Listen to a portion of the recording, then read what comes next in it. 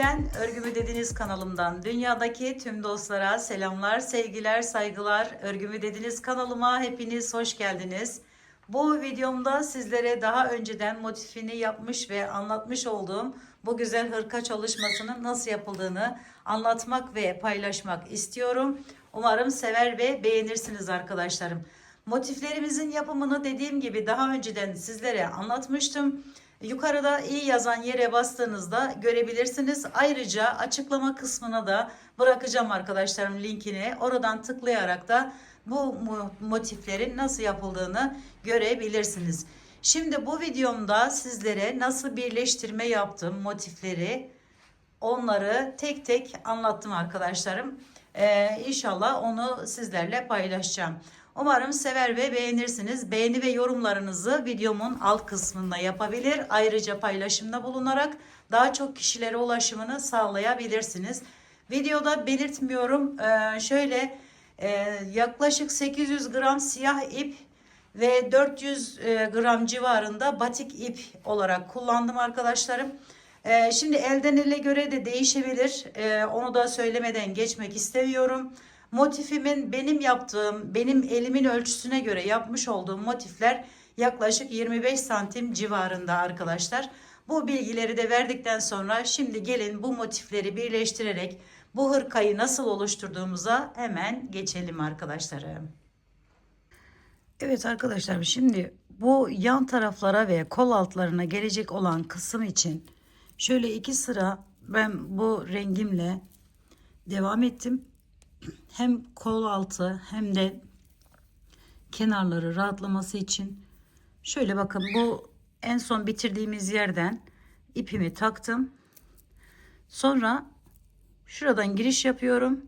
Şu şekilde çektim ve bir tane zincirle sabitliyorum. Sonra bir miktar yükseldim ve birinciyi yaptım. Hemen yanına iki tane, yani buraya ikili trabzan yapmış oluyorum şu şekilde.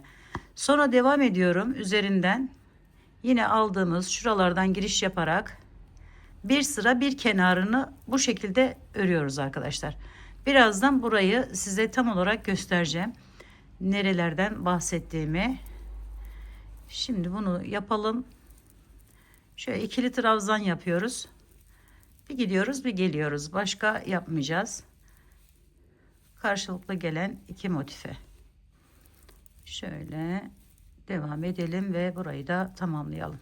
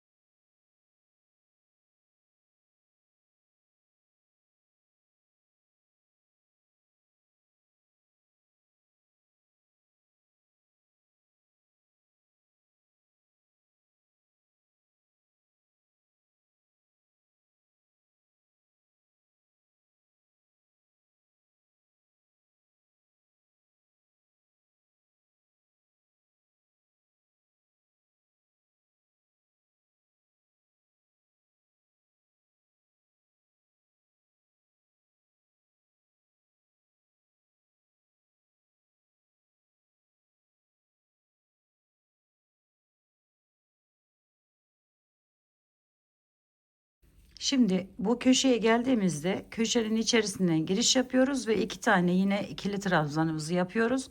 Sonra çevirdik. Hemen şöyle biraz yükseldik. Şu şekilde aldık ve yine bakın şuradan başlayarak ikili trabzanlar yapıp diğer tarafa geçiyoruz.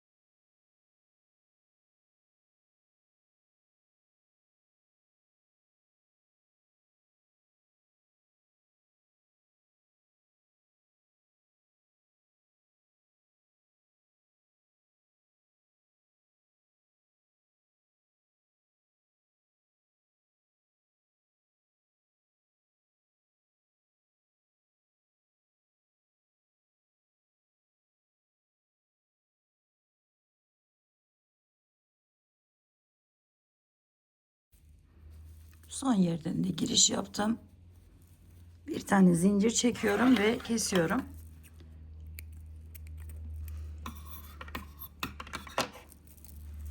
Evet, şu şekle getirmiş oldum arkadaşlarım. Şimdi bunu nerede kullanacağımıza geçelim hemen. Evet arkadaşlarım, şimdi bunlar, bakın şu ikisi normal ördüğümüz motiflerimiz. Yukarıda iyi yazan yere basınca göreceğiniz motiflerimiz. Bunlar normal. Şimdi şu kol altına gelen, bakın şu 3 motif ve kollardaki şu iki hani olan motifler, her iki tarafına da az önce gösterdiğim şu 2 sıra işlemini yapacağız. Bakın bunu da getiriyorum. Şöyle şuraya koyuyorum. Bakın şu fazlalıklar burada kolu rahatlatmak için, şu kenardaki fazlalıklar da bu koltuk altına gelen yeri rahatlatmak için yaptığım bir işlem oldu arkadaşlarım. Şimdi bu şekilde bakın 24 tane motifimiz var. Arkada yani bunlar hep gördüğünüz gibi şöyle bakın iki tane altında da var yani aynı şekilde motiflerimiz şöyle. Şimdi daha küçük yapmak istiyorsak motifi anlatırken söylemiştim size.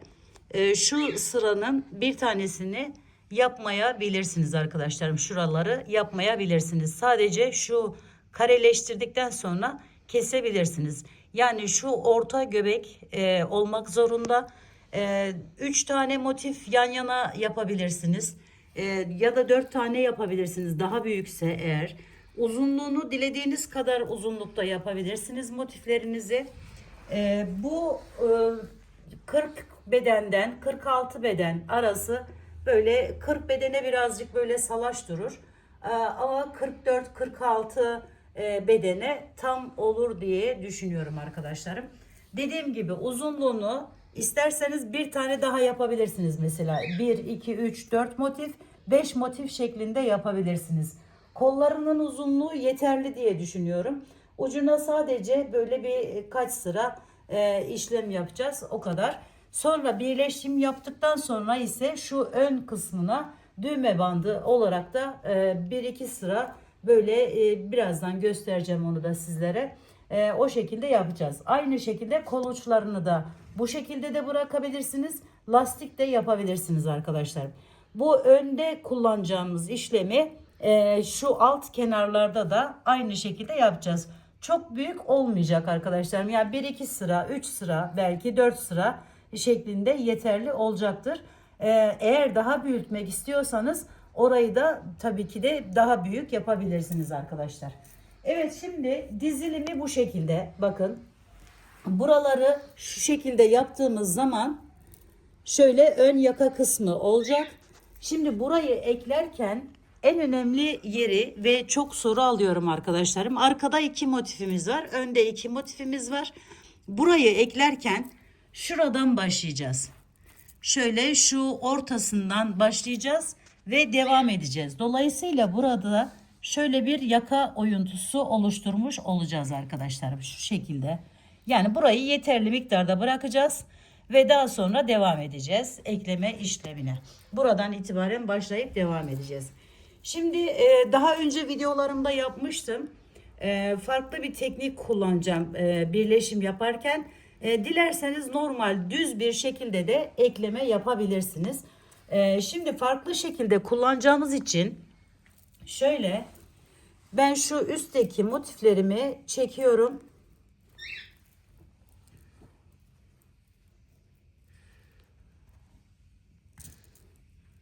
Şu şekilde aldım. Şimdi bakın buradan başlayacağım.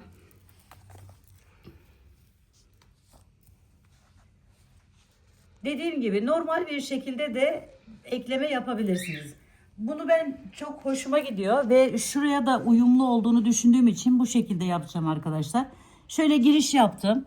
Tersi bakın motifimizin ters kısmı duruyor. Hemen şöyle bunu ekliyorum buraya.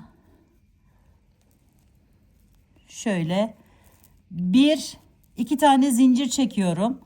Aradan arkadaşlarım şuradan 2 tane ikili trabzana atlıyorum. arasından giriş yapıyorum. Bakın şu ikisini atladım, şuradan giriş yaptım. İkisini bir tutuyorum ve buraya sık iğne ile bağlıyorum. 1 2 zincir çektim. 3 de çekebilirsiniz, hiç önemli değil. Burası sıkı sıkı olmasın arkadaşlarım, o önemli olan. Şöyle bakın, 1 2 atladık. Üçüncü aradan, yani diğer birinci değil, bakın şöyle iyice göstereyim. Şu ara değil, şu aradan giriş yapıyorum. Aynı şekilde bunu da bu aradan değil, buradan giriş yapıyorum. Ve şu şekilde alıp sık iğne ile bağlıyorum. 1 2. Eklemeyi bu şekilde yaptım ben. Dediğim gibi yapacağım. Siz dilediğiniz şekilde yapabilirsiniz. Şöyle. Bakın 2 atlıyoruz. Diğerinden de 2 atlıyoruz ve ekliyoruz. Sadece dikkat etmeniz gereken yer arkadaşlar, tersinden ekleme yapacağız. Ters tarafı olmuş olacak. 2 çektik. Şöyle elimize alalım.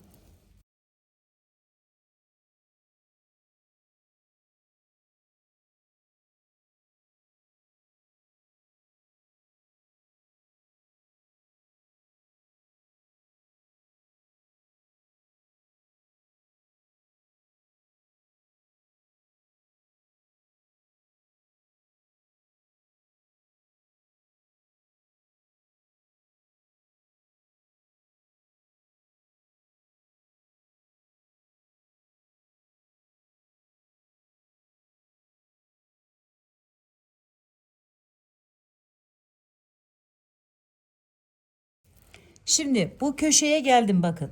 Bu köşe giriş yaptım. Buradan da girişimi yapıyorum. Alıyorum ikisini birlikte. Burası önemli arkadaşlarım. Burada bir tane zincir çekiyorum. Sonra diğer iki motifime geçiyorum. Diğer iki motifim bakın burada. Hemen bunu alıyorum. Buradan girişimi yapıyorum. Sonra diğerini köşesinden girişimi yapıyorum. Şu şekilde aldım. Ve buradan şu şekilde bağlıyorum. Şöyle. Sonra 1 2 zincir çekerek yine aşağıya doğru bunu ekleyerek devam ediyorum arkadaşlar. Şöyle 1 2. 2 tane atladık.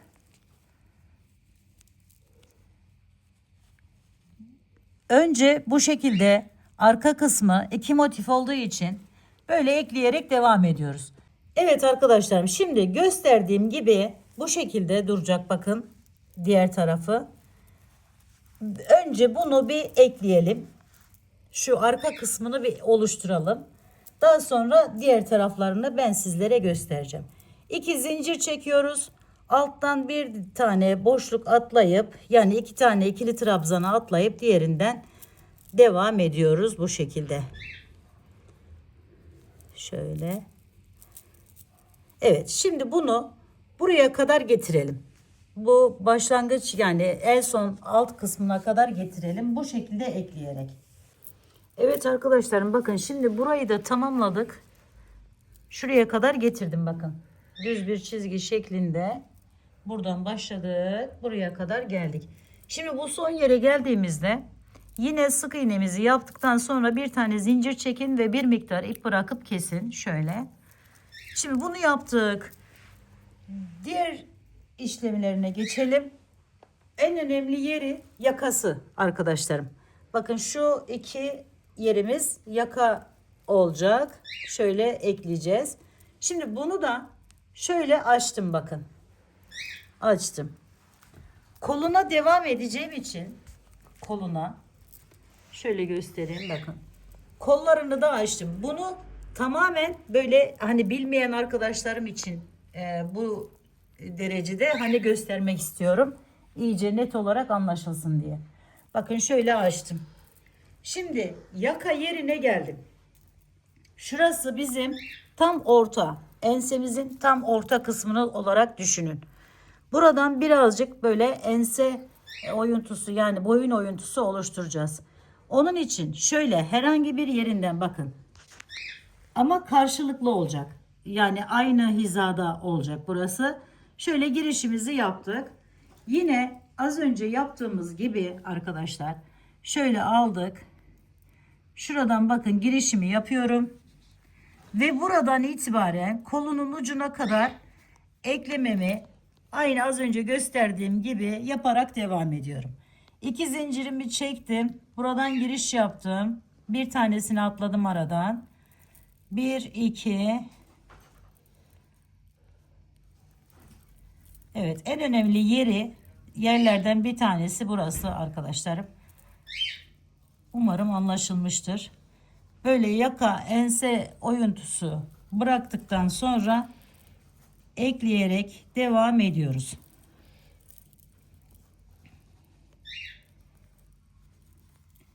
Her iki motifim de ters, bakın. Ters tarafları.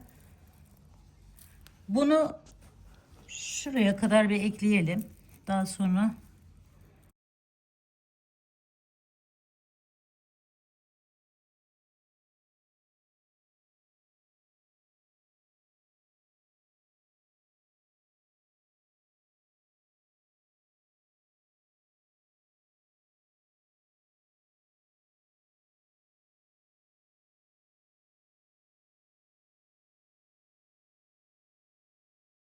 iki köşeden de girişimi yaptım. Şimdi buraya bir tane zincirimi çekiyorum.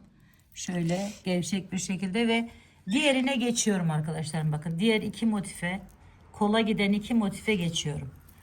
Oraya da eklememi yapıyorum. Şöyle 2 zincir ve devam ediyoruz.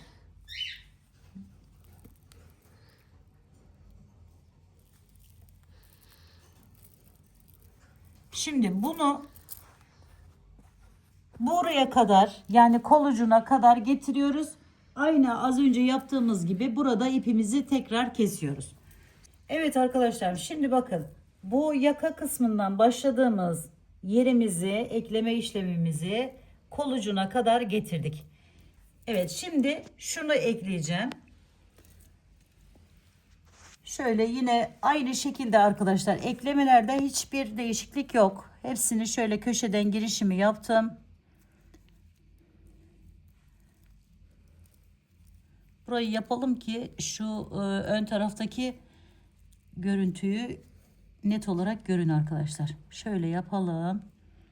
Aldım buradan 2 zincir, devam ediyoruz.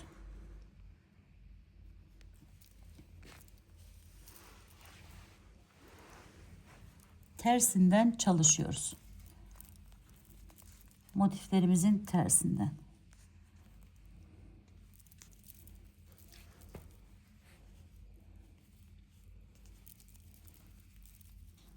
Bunu buraya kadar getirelim. Bakın şurada. Şu ortayı ben size bir daha göstereyim arkadaşlarım. Orası önemli. Şöyle ilerleyeyim biraz. 4 motifin birleşim yeri. Çevirince çok güzel duruyor.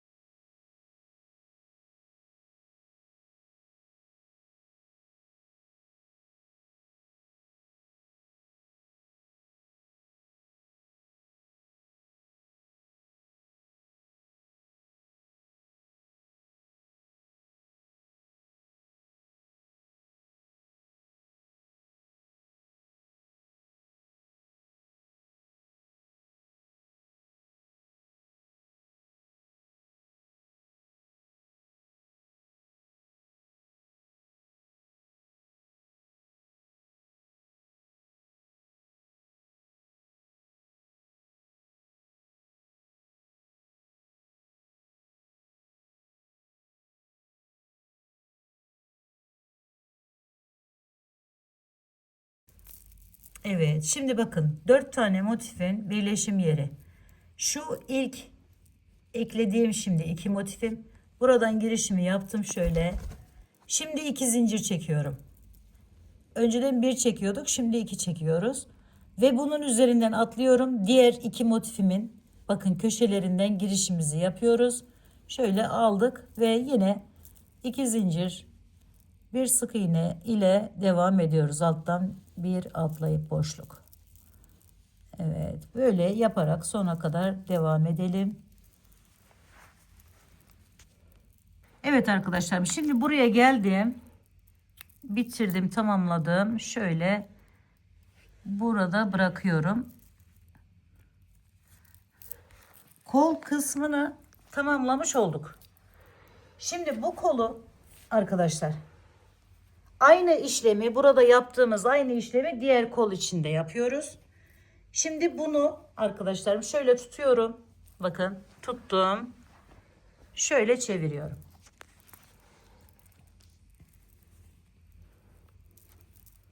Yine bakın ters tarafı. Ha, bu arada şu birleşimi göstereyim size. Bakın. Şurada şöyle değişik bir desen oluşuyor. Evet. Şimdi ön taraftan görünümü bu şekilde oluyor arkadaşlar. Bakın eklediğimiz yerler şurası.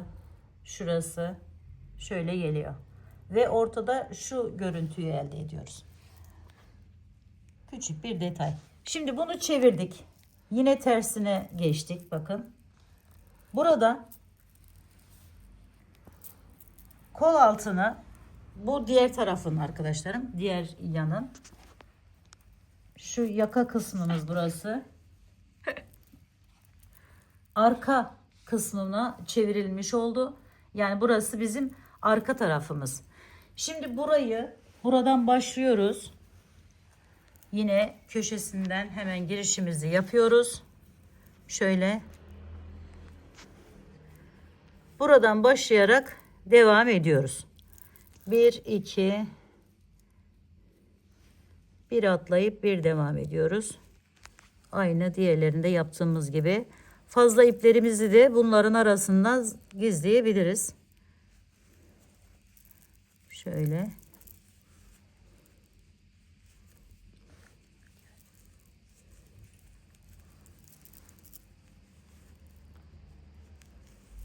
Evet arkadaşlarım, bakın kol altına gelen yere kadar geldim. Şimdi buradan da şöyle bir tane bağlayalım. Sonra bir tane zincir çektim. Buradan devam ediyorum. Şimdi şurası ön kısmı, burası arka kısmı. Bakın ilk yaptığımız parçamız. Şöyle tersini çevirdiğimiz için bu şekilde duruyor. Şimdi buradan alıyorum şu ikisini. Şöyle buradan devam edebiliriz yani. Onu söylemek istiyorum. İsterseniz buradan çıkıp şu araya bir tane zincirimizi çekmiştik. Bu motifimi aldım. Arka motifimi, ön motifim de burası. Onu da alıyorum. Şöyle birleştiriyorum. Koltuk altına gelen yerimiz olacak arkadaşlarım burası. Şöyle bakın. Daha sonra bunu da burayla birleştireceğiz. Şöyle düz. Buradan devam edelim ve koltuk altına eklemiş olalım. Böylelikle.